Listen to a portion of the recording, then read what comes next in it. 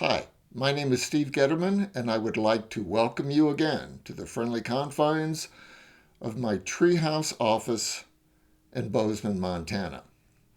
Now, as it is probably obvious to you, this is not a professional recording studio. However, I hope that the information that I bring to you can well make up for any shortcomings of production quality. So, with that said, I would like to explain why the title of this first introductory, and it will be a relatively short training video, is titled From Worrier to Warrior. I find it interesting to note that the origin of the word worry comes from an old English word, which I think actually initially came from Germanic, which is Rygan, something like Wrygan. And initially it meant to strangle. Okay? And then it went on to actually mean of how a wolf or dog hunts where it just goes for the throat. And so the point of that is that initially the word worry really meant to strangle or to choke, which is why it's so offensive today in some sports, and I think it's even been banned, where you can't like put your hand to the throat of an opponent to emulate that they choked if they dropped the ball, missed a pass, missed a layup, whatever it may happen to be. And so the essence then of this particular training today is to begin to give some ideas in terms of how we can go from being worried by this excessive amount of stress in which many of us are under to a more, I want to call it, sublime state of being a warrior. Now, I don't like the term warrior or spiritual warrior. A lot of people use it. I haven't been able to come up with a better one yet. But when you say from worrier to warrior, I think it sounds pretty good, kind of catchy, so I'm going to go with it for now. In any case, let's go on with, I got a few notes down here. Let's go on with what I feel is the best way to begin this really transformation from worrier to warrior, which many yoga teachers and I think meditation teachers address with breathing, but I'm going to go into it a little bit more deeply because this is such a foundational skill that by understanding, I think, actually some of our human physiology, our anatomy, we can really begin to go, oh, that's why it works that way. And in case I forget to say later, there is a strong correlation between how we breathe and our brainwave states. Now, there's a lot of new information coming out on brainwave states all the time. And so I'm not going to get into that too deeply because it will probably, if it's not wrong today, it could be wrong tomorrow. But I will give some general overview of it, which I think will still be helpful. But let's just go into some of the breathing physiology. What's important to realize is that the lungs fill from the top down. It's not like a glass of water, glass of beer, glass of wine, whatever your favorite beverage is, filling from the bottom up. They fill from the top down. And so it takes a certain amount of power, force, to bring that oxygen energy in to the lower part of the lungs, which is where the lungs are the largest and actually has the richest supply of arteries to capture that, or capillaries, not arteries, capillaries, to capture that oxygen. So the most efficient part of our lungs is down low. Now, when we're stressed or we get frightened, we tend to breathe high up, which is sometimes referred to as, especially in the tradition, so to speak, that I come from, beta breathing because it emulates the beta brainwave state, which is not very powerful in most cases. All right. So, there was a little bit of a deep breath there.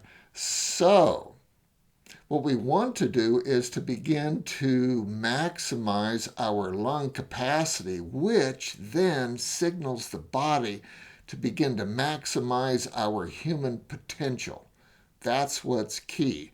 So when we breathe shallowly, either because we are afraid or stressed and everything gets tight, or we simply haven't been taught how to breathe more deeply, the brain, which for the most part is in charge, not totally, but is in charge, but it takes a lot of our oxygen and nutrients, and it'll say, hey, I'm going to get what I need first. Whatever's left over, you can deal with the body for whatever thing you're dealing with, but I'm going to make sure that I'm taken care of. Kind of works that way. Okay, the brain is going to be the last thing that gets its supply shut off, is what I'm trying to say.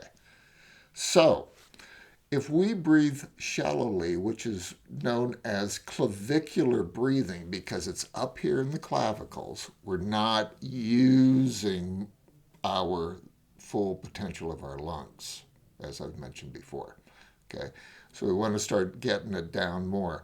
So the military frequently, especially with how it teaches soldiers to stand and breathe, is real good at developing a little deeper breathing, which is called intercostal breathing, kind of maybe down in here a little bit lower, which, as I like to say, gives our soldiers, our men and women, enough oxygen to obey the orders, but not enough oxygen. Excuse me.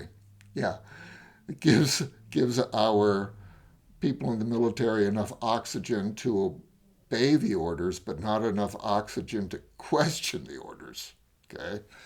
I have my computer on battery, so every once in a while I'm going to have to touch it so that I can kind of see what's going on here. So, then more deeply is abdominal breathing. And this is the breathing that I think most meditation and yoga teachers will concentrate on.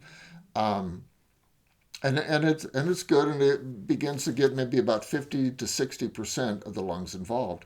But what I tried to stress is the way that what I was taught, and a lot of athletes are beginning to be taught this now too, is what's referred to as, well, sometimes referred to as paradoxical breathing, because you are actually drawing the abdomen in. You're drawing the abdomen in to get the diaphragm to drop, which opens up the capacity of the lungs even more, because the diaphragm is a thin, tough sheet of muscle right under the lungs, which separates the lungs from the abdominal cavity. Yeah, all your digestive system there. And when the diaphragm is not pulled out of the way, then the lungs simply can't fill up completely.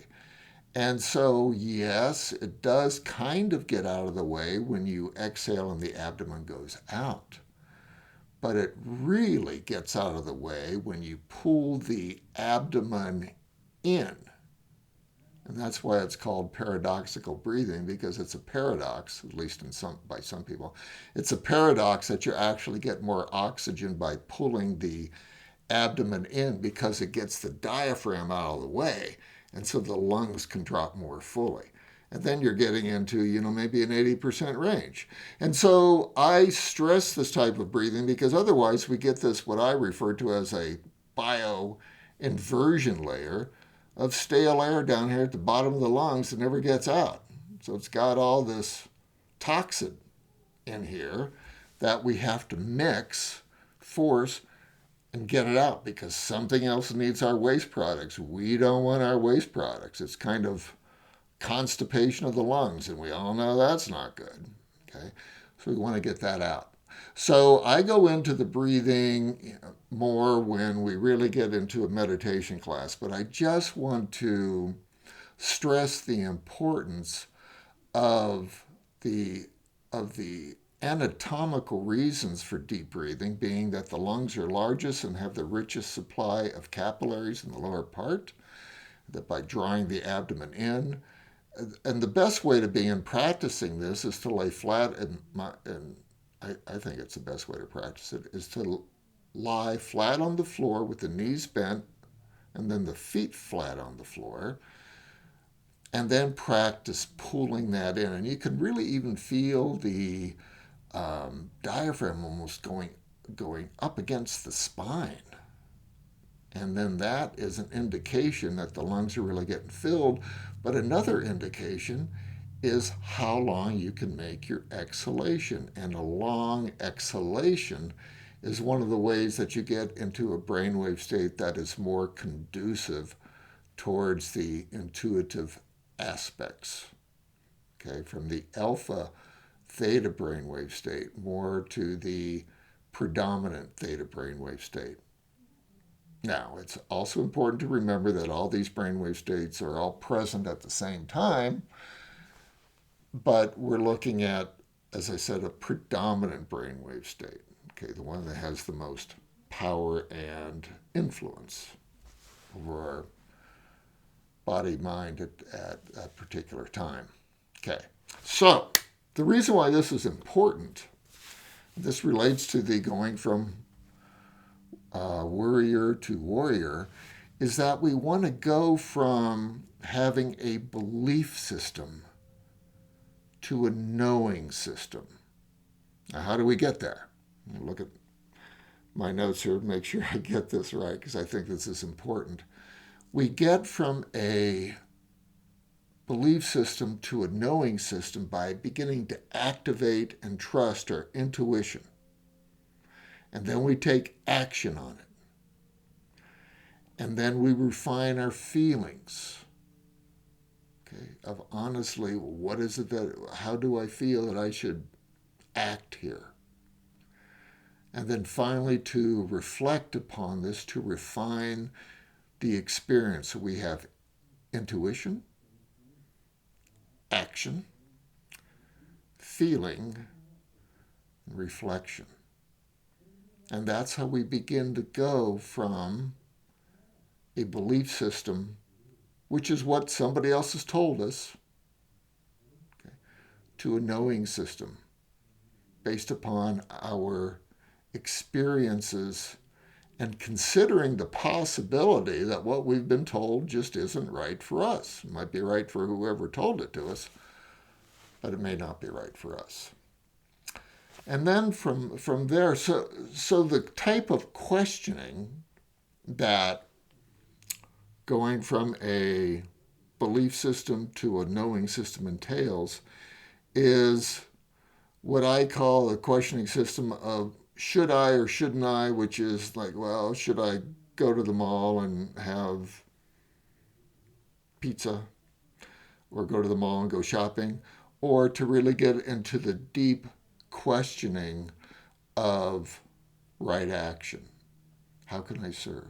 How can I help? What's the best form of action to take right now? A lot of times it's not even a conscious thing. With the practice, of course, our mind-body works on, I don't want to say, well, yeah, like autopilot, but the autopilot becomes even better trained. It overrides.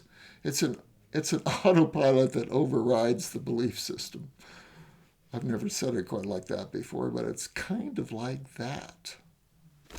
So, at some point in a class, we'll go through the actual breathing, but my intent for today was to simply begin to describe the anatomy of our lungs, and also to realize that this is one thing that I really do want to mention, the anatomy of our lungs and our breathing patterns, but also, and this gets into the beginning of the stress mastery, is when we breathe and begin to concentrate on the deep breathing, even if we just concentrate on relaxing the muscles of the face, the muscles around the eyes and behind the eyes, our cheekbones, our jaws, neck, especially the neck,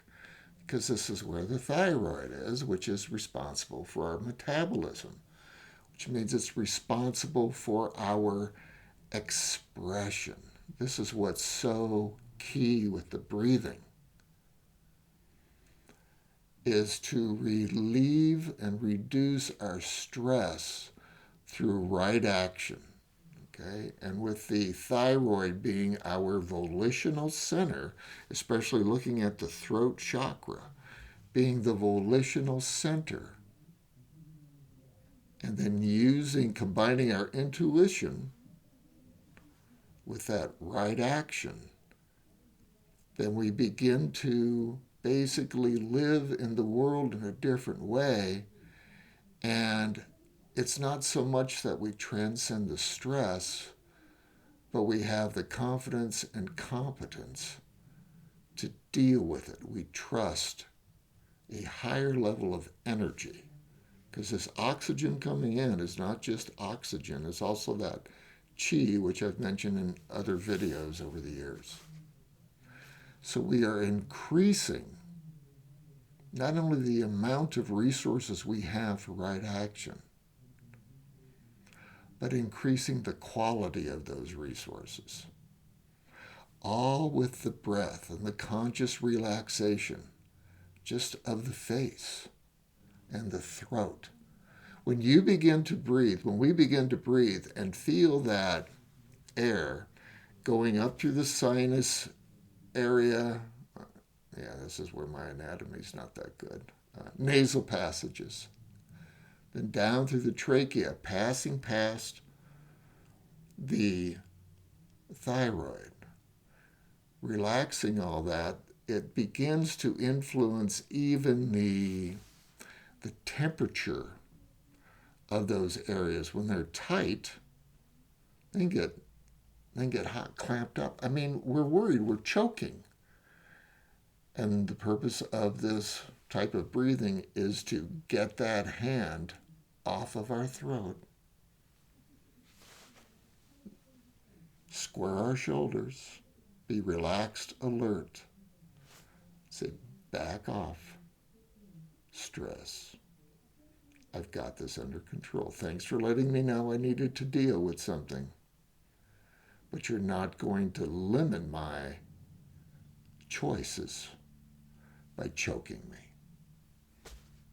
I think that's all I've got for right now. This probably went a little bit longer than I had expected, but I hope it serves you in some capacity. As always, I ask for your questions and comments. If this is and this will be posted on YouTube, so there's a comment section, and it'll probably get posted in other ways, but you can always email me with comments and questions. migratoryanimal@gmail.com, and I'm beginning to transition to steve@steveguettermann.com. Okay, and we'll get into that a little bit more later. But right now, either one of those emails will work. But I look forward to any comments that you may happen to have.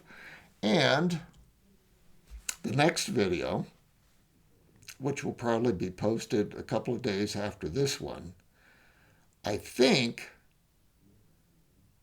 I'm going to call it denial or Denali. And those words are almost identical. All we're doing is just moving the eye from denial to Denali, meaning that we can either be in denial of our capacity and things that are going on, or we can elevate ourselves to the heights. So that's what I have for you for now. It's Sunday afternoon in the Bow Zone, as we affectionately refer to Bozeman, Montana. So I hope you're enjoying yourself, and I'm going to go do a little bit of that now myself. Peace and love. Thank you very much. Take care. Bye-bye.